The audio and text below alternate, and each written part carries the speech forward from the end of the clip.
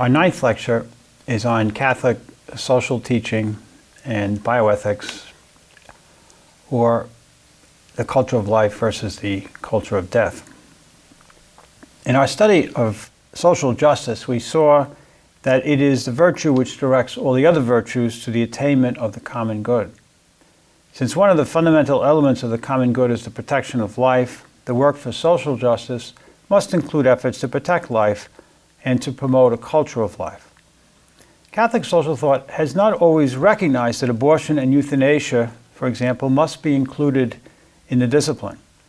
Therefore, not everyone lists Pope John Paul II's Gospel of Life as one of the social encyclicals, or that the opposition to abortion can be prompted by a love of justice.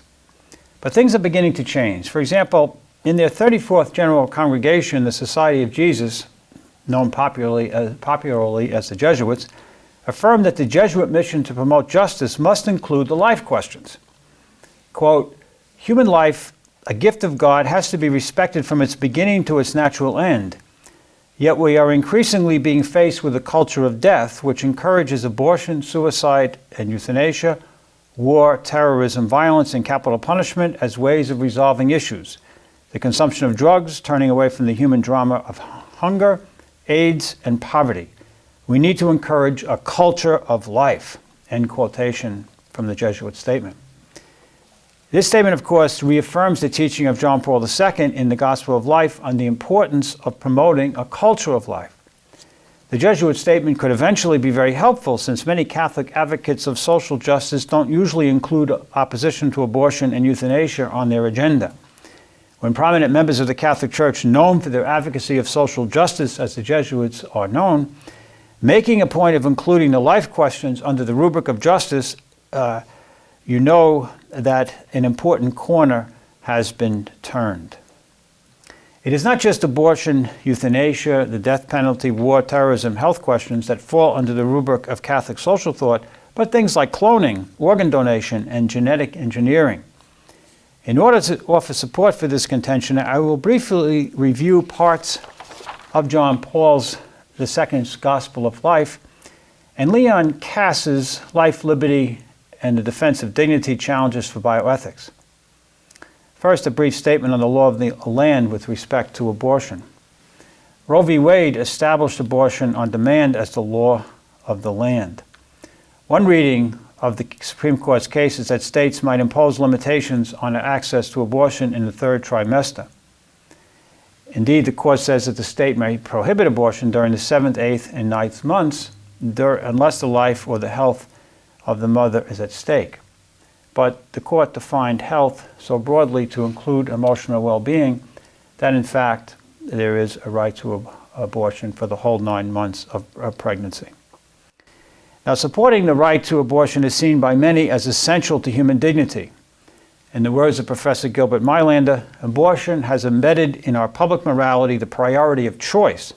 It has taught us to believe that our dignity as moral beings lies not in accepting what may be unwanted and unexpected, not in accepting as sheer gifts our own lives and the lives of others, but in being free self-creators who shape our own direction. It is ironic that an age which seeks to recapture our relation to the earth and bids us to tread lightly on this planet should simultaneously encourage us to think of ourselves not as bodies, not as animated earth, but simply as masterful wills, end quote. In order for this mentality to change, both the law and the mores have important roles to play. We have already addressed the role of law in promoting the common good and explained why laws against abortion would serve the common good. Let us now look at some of the arguments John Paul uses in the Gospel of Life to effect a change in the mores by promoting a culture of life and discouraging a culture of death.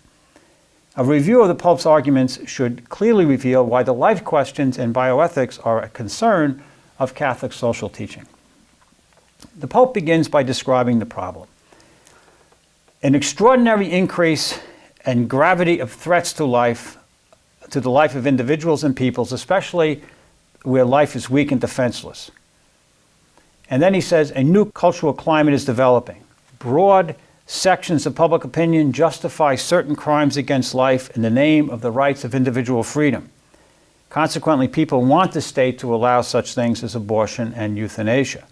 And some sections of the medical profession are willing to justify abortions and to do them.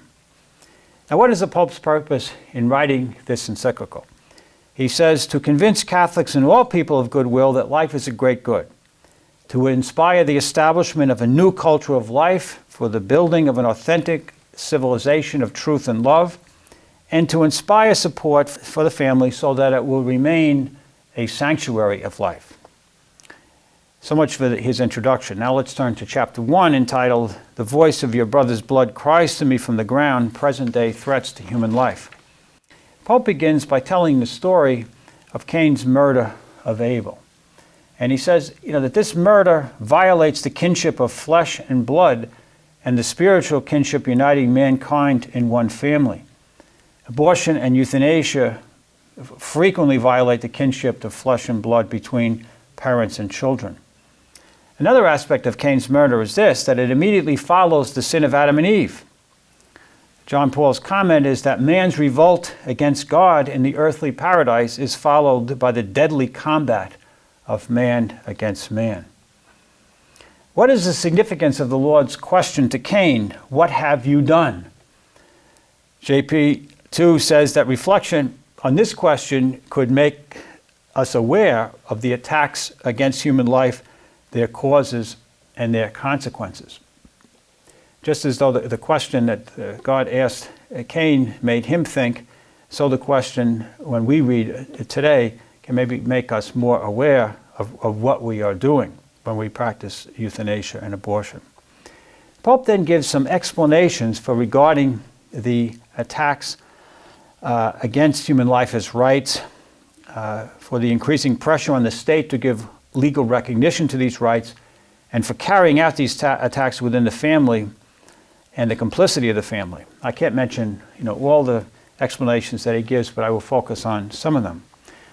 For example, he says, there is a profound crisis of culture which generates skepticism in relation to the very foundation of knowledge and ethics. There is a structure of sin which denies solidarity and takes the form of a culture of death. It is possible to speak in a certain sense of a war of the powerful against the weak. He says there is a contraceptive mentality that encourages the pro-abortion culture.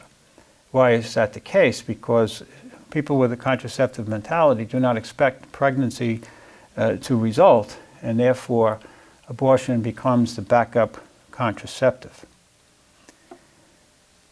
The attacks on life receive popular support, legal approval, and cooperation on the part of healthcare personnel. And then John Paul says that there's even a conspiracy against life today throughout the world. He says that national and international groups try to make contraception, sterilization, and abortion widely available.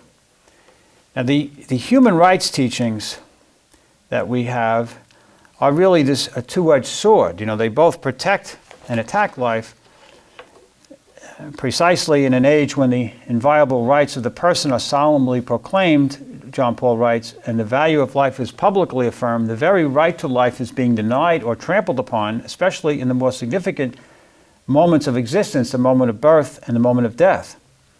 Now, in my mind, the failure of educated Catholics to understand the full meaning of the rights revolution initiated by Hobbes and Locke made it difficult to foresee the bad use to which rights would be put. This leaves, when you separate rights from the summum bonum, it leaves rights without a moral guide. Of course, the Church has made every effort to persuade people to exercise their rights in the light of the good.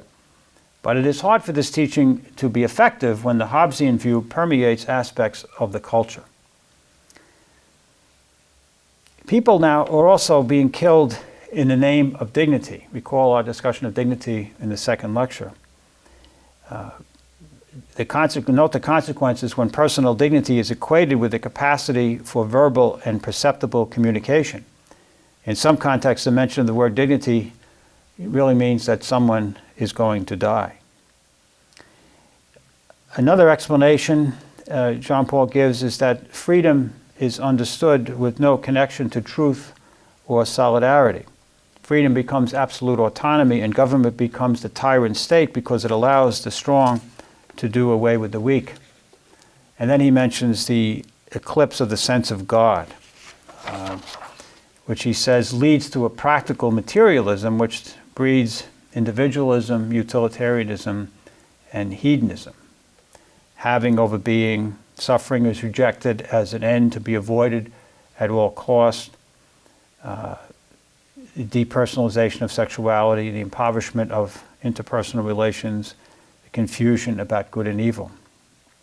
Now, what can overcome the attacks on human life and their causes?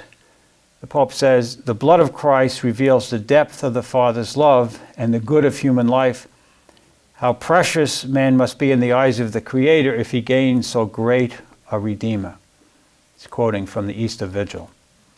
The blood of Christ further reveals man's greatness in his vocation, that he is to give himself in order to be a full human being. Now in chapter 3, entitled, You Shall Not Kill, God's Holy Law, the Pope tries to explain why this killing is so serious and tries to persuade people to think twice about it.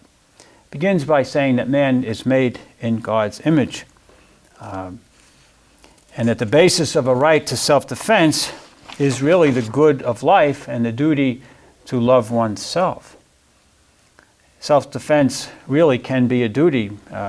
John Paul quotes the Catechism. Legitimate defense can be not only a right, but a grave duty for someone responsible for another's life, the common good of the family or of the state. It is, of course, better when this can be done without taking anyone's life. With respect to the death penalty, he said, tries to discourage it and says it would only really be good, acceptable when it is not possible in any other way to defend society. But in his mind, such cases are rare, if not practically non-existent. Of course, this will be a judgment call.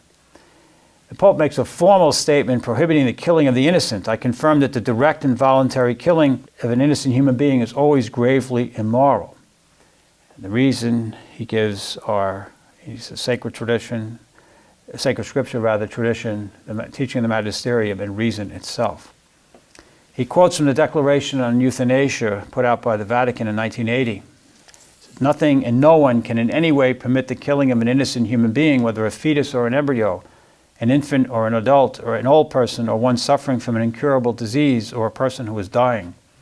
Furthermore, no one is permitted to ask for this act of killing, either for himself or herself or for another person entrusted to his care, nor can he or she consent to it either explicitly or implicitly, nor can any authority legitimately recommend such an action.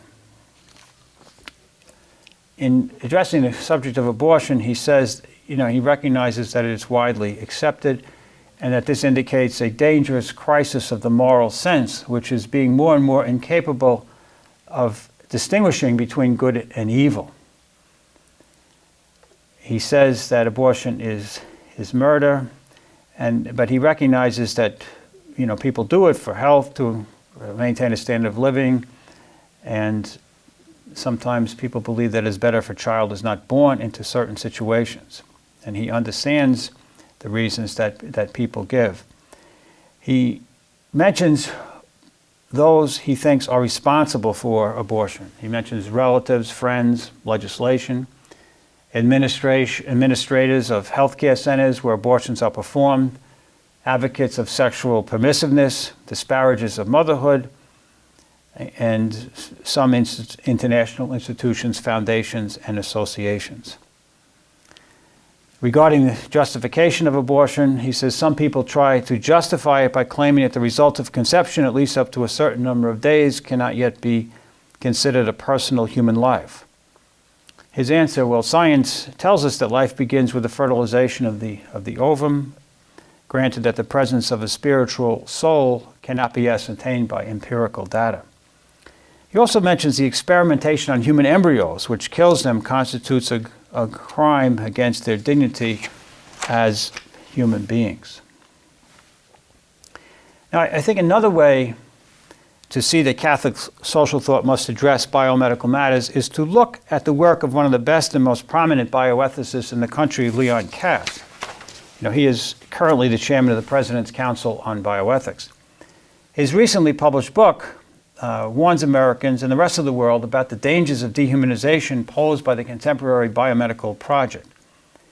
A great admirer of the benefits made available to humanity by modern science, Cass has nevertheless come to the conclusion that new scientific developments, if not properly managed and controlled, will most likely lead to the kind of dystopia described by Aldous Huxley in Brave New World. Cass contends that neither scientists nor bioethicists are alert enough to the possibility of willing dehumanization. Seeing the dangers is difficult because in the realm of bioethics, the evils are intertwined with goods we so keenly seek: cures for disease, relief of suffering, preservation of life. He mentions several areas where dangers are present or looming: the legalization of euthanasia, allowing doctors to kill their patients, embryonic stem cell research, cloning, the selling of body parts, genetic engineering, the interests in seeking immortality through science, turning procreation into manufacturing, and even the state of modern biology. Cass notes that our cultural pluralism and easygoing relativism make it difficult to reach consensus on what we should embrace and should oppose. And serious moral objections to this or that biomedical practice are often facilely dismissed as religious or sectarian. He is positively dismayed that neither philosophical ethics nor religious ethics is in a state to offer much help. American religious ethicists, with some notable exceptions, are not much help because they tend to use the same language and categories as the philosophical ethicists. Regarding the deeper matters and ultimate concerns that lie just beneath the surface of everyday life, the significance of human finitude or the moral worth of suffering and the meaning of sexuality and procreation, the theoretical and rational approach to ethics has virtually nothing to say. Cass begins his treatment of cloning sounding like a Catholic moral theologian. He says, thanks to the sexual revolution, we have been able to deny in practice and increasingly in thought the inherent procreative meaning of sexuality itself. But if sex has no intrinsic connection to generating babies, babies need have no necessary connection to sex. Cass goes on to argue that we no longer have a common understanding of family, marriage, sexuality, and the meaning of motherhood and fatherhood. Stable monogamous marriage as the ideal home for procreation is no longer the agreed-upon cultural norm. For this new dispensation, the clone is the ideal emblem, the ultimate single-parent child. Because of feminism and the gay rights movement, many have come to doubt that marriage between a male and a female is a natural norm, but now believe that it is a cultural construct. Cloning is regarded by many as simply an extension of artificial insemination, donor and an in vitro fertilization. The latter procedures were a slippery slope, as critics initially maintained. Cass stands aghast that the profundity of human procreation is no longer sufficiently appreciated. It is not just the result of our rational wills. It is a more complete activity precisely because it engages us bodily, erotically, spiritually, and as well as rationally. Without appreciating this fact, people do not shudder at the prospect of manufacturing babies. Whether we know it or not, and as we are well on the way to forgetting it, the severing of procreation from sex, love, and procreation is inherently dehumanizing, no matter how good the product. Cass gives 4 reasons why cloning is dehumanizing. First, coming up with a cloning technique that doesn't produce a handicapped, deformed, or retarded human being would require unethical experiments.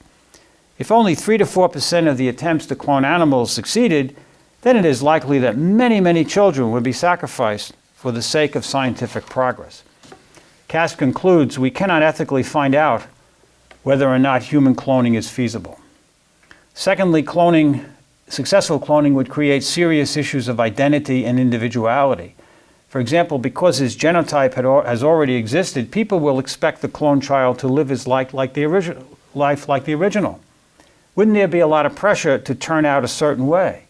If the child is a clone of his mother or father, then he will have a special relationship with that parent. What if the parents get divorced and mom can't stand the sight of the child who is a clone of her former husband? Throughout his book, Cass makes much of the third reason he puts forth to show that cloning is dehumanizing. Human cloning would also represent a giant step toward the transformation of begetting into making, of procreation into manufacture, literally making by hand, a process that has already begun with in vitro fertilization and genetic testing of embryos. Cass is repulsed by the prospect of people paying big money to get the right genes.